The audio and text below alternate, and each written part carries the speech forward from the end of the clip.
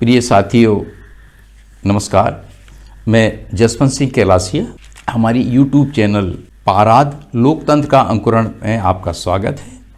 इन दिनों हम भारत में चल रहे किसान आंदोलन के विषय में अपने विचार प्रस्तुत कर रहे हैं। इसी कड़ी में हमारा ये आज का अगला एपिसोड आपकी सेवा में प्रस्तुत है। जैसा कि हम अक्सर निवेदन करते हैं कि हमारे ये जो विचार हैं तकनीकी स्वरूप के होते हैं, इन्हें सीधा भाषण के रूप में व्यक्त नहीं किया जा सकता। अतः हम अपने विचारों को एक आलेख के रूप में परिणित कर लेते हैं और इसको हम सीधे आपके सामने पढ़ के सुनाते हैं। मैं इस तरह से अपने विचार प्रारंभ करता हूँ।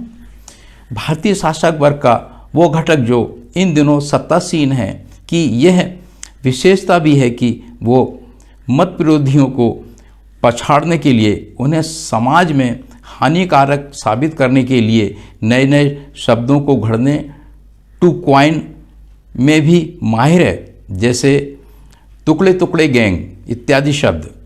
वो एक अंग्रेजी कहावत name the dog and kill the dog, अर्थात किसी को पहले पागल कुत्ता घोषित कर दो और फिर उसे मार दो, क्योंकि पागल कुत्ते को मारने के लिए कोई कानून नहीं है, जैसे कि आतंकवादी, पाकिस्तानी, खालिस्तानी इत्यादि इत्यादि।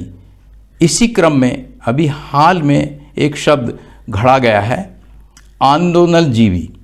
यह शब्द इन दोनों बहुत ही चर्चा में है। सत्तासीन भारतीय शासक वर्ग उक्त वर्णित सभी अमानवीय कार्य आसानी से कैसे कर लेता है, इन विषयों में हम अलग से एक वीडियो प्रस्तुत करेंगे। फिलहाल सत्तासीन भारतीय शासक वर्ग ने इस शब्द को क्यों घड़ा, इस पर हम अपने विचार प्रस्तुत कर रहे हैं।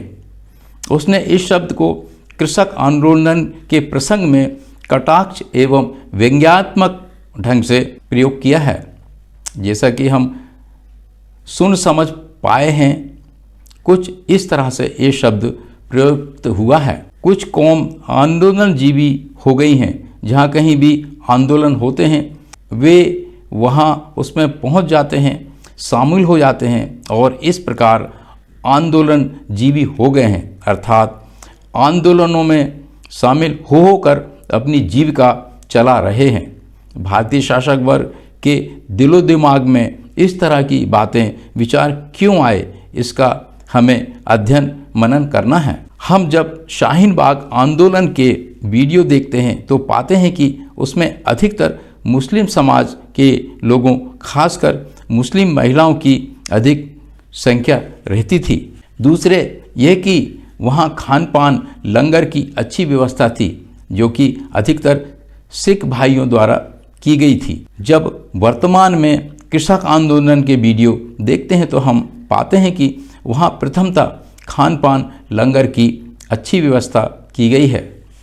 द्वितीयतः उसमें मुस्लिमों की भारी संख्या देखने को मिलती है। तीसरे यह कि वहाँ मुस्लिम समुदाय ने लंगर की बहुत अच्छी व्यवस्था की है और यही बात भारतीय शासक वर्ग के सत्तासीन घटक को बहुत खलती है, बुरी लगती है। इतना ही नहीं, यह सिख, जाट, मुस्लिम, बौद्धों, दलितों की एकता एवं अच्छा वैचारिक समन्वय उसे बहुत ही खलता है। वो इन अवस्थाओं से मात्र बहुत बेचैन ही नहीं होता, उत्तेजित भी हो जाता है। इसी घबराहट में व उत्तेजना में उसके मुख से ये भाव प्रकट हो जाते हैं कि ये राष्ट्रद्रोही शत्रु मुस्लिम कौम कहीं भी आंदोलन होते हैं उनमें पहुंच जाते हैं। मैं इस महत्वपूर्ण बात को पुनः इन शब्दों में दोहराना चाहूँगा। ये राष्ट्र के द्रोही शत्रु मुस्लिम कौम कहीं भी आंदोलन होते हैं उनमें पहुंच जाते हैं और बिरयानी, पुलाव, पंजाबी डिश खूब खाते हैं, अर्थात कमाना धमाना कुछ नहीं, बस आंदोलनों के लंगरों में जाकर परजीवी की तरह डकारते रहते हैं। कृपया नोट करें, शाहीन बाग आंदोलन में भारतीय शासक वर्ग के भांड मीडिया ने बिरयानी के मुद्दे को खूब उछाला था और यह अफवाह फैलाई थी कि मुस्लिम, खासकर मुस्लिम महिलाएं बिरयानी खाने के तथा चंद रुपयों के लालच में शाहीन बाग में आकर बैठ जाती हैं और भीड़ बढ़ाती हैं, आवागमन को रोकती हैं। इस प्रकार भारतीय शासक वर्ग ने मुस्लिमों के विरुद्ध व्यापक नफरत को और उग्र किया।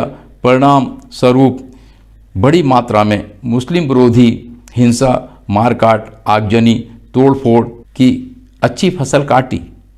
जब भारतीय शासक वर्ग के उस घटक ने जो सत्तासीन है ने पुनः किसान आंदोलन में लंगर की अच्छी व्यवस्था देखी और उसमें मुस्लिमों की अच्छी खासी संख्या देखी तो उसका उग्र होना स्वाभाविक है, उसकी बौखलाहट भी स्वाभाविक है। ये तथ्य बहुत ही कम लोगों को मालूम है कि भारतीय शासक वर्ग का वो घटक जो वर्तमान में सत्तासीन है कि बाइबिल बंच ऑफ थॉट्स लेखक गुरु गोलवलकर में भारत के मुस्लिमों को साथ ही साथ ईसाई व तर्कवादियों, हेतुवादियों, विज्ञानवादियों को भी देश के लिए आंतरिक खतरा, शत्रु घोषित किया है।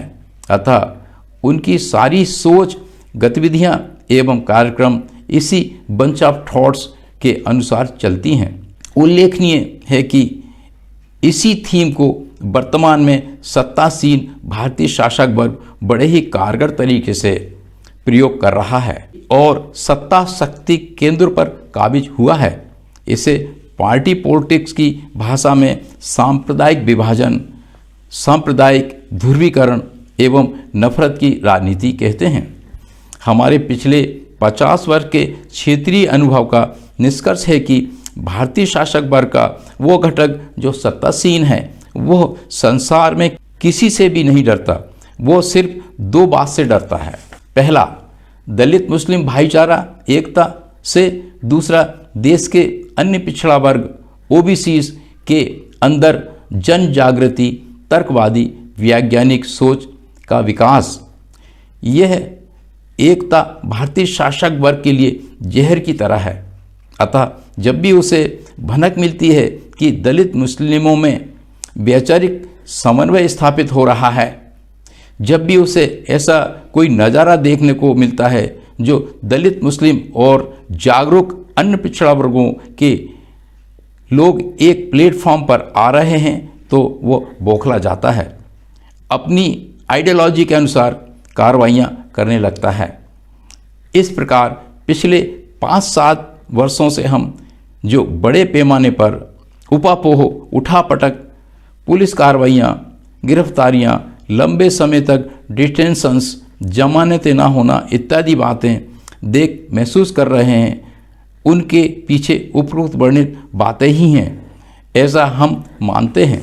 हम अपनी बात विस्तार, सुझावों को और आकर्षक व असरकारक बनाने के लिए यह बात और कहना चाहेंगे कि आज के इस ग्लोबल विलेज, वैज्ञानिक, तर्कवादी, हेतुवादी युग में भारतीय शासक वर्ग अभी भी मध्ययुगीन मान्यताओं का पक्षधर है। वे इस सिद्धांत कहावत को ना तो समझते हैं और ना ही मानते हैं। आप चंद लोग को हमेशा के लिए मूर्ख बना सकते हैं। आप सभी लोग को चंद समय के लिए मूर्ख बना सकते हैं, लेकिन आप सभी समय हमेशा के लिए सभी लोग को मूर्ख नहीं बना सकते। लेकिन भारतीय शासक वर्ग, खासकर उसका वो घटक जो इन दिनों सत्तासीन है, देश के सभी 130 करोड़ लोगों को सभी समय हमेशा के लिए मूर्ख बनाने की असफल जुगत में जुटा रहता है और देश की उन्नति व सुख शांति में बाधा बना रहता है। अब हम उपसंहार, कॉन्क्लूजन के रूप में इन सलाहों के साथ अपनी बात समाप्त करेंगे। पहली बात, जैसा कि हमने अपने पिछले एपिसोड्स में कहा है, भारतीय प्राथमिक उत्पादक वर्ग की समस्या ये विवादित 3 कृषि कानून, एमएसपी आदि नहीं है। मूल समस्या है वैचारिक एवं दार्शनिक, ideological and the philosophical problems. भारतीय शासक वर्ग की आइडियोलॉजी एवं फिलॉसफी पुरोहितवादी एवं पूंजीवादी है, अतः उसके सारे क्रियाकलाप इसी के अनुसार होते हैं। एक स्थापित सिद्धांत है, आप किसी विचारधारा आइडियोलॉजी को उसकी आलोचना से, उसके विरुद्ध आंदोलन करके औजारों हथियारों से खत्म नहीं कर सकते। उसे मारने या नष्ट करने के लिए आपको उसके समक्ष उससे अच्छी, कारगर और असरकारक विचारधारा प्रस्तुत पुट फॉरवर्ड करना होता है। दूसरी बात, हम दावे एवं विश्वास के साथ कह सकते हैं कि भारत में वर्तमान समय में सबसे अच्छा, कारगर और असरकारक आइडियोलॉजी अम्बेडकरवाद है और इसमें भारत के संविधान की उद्देशिका के वाक्यांश समाजवादी समाज की स्थापना तथा अनुच्छेद 51 का जा के दिशा निर्देश को जोड़ दिए जाएं तो यह आइडियोलॉजी पुरोहितवादी पूंजीवादी आइडियोलॉजी को तथा उसके समर्थक शासक वर्ग को ऐसे गायब कर देगी मानो गधे के सर से सींग।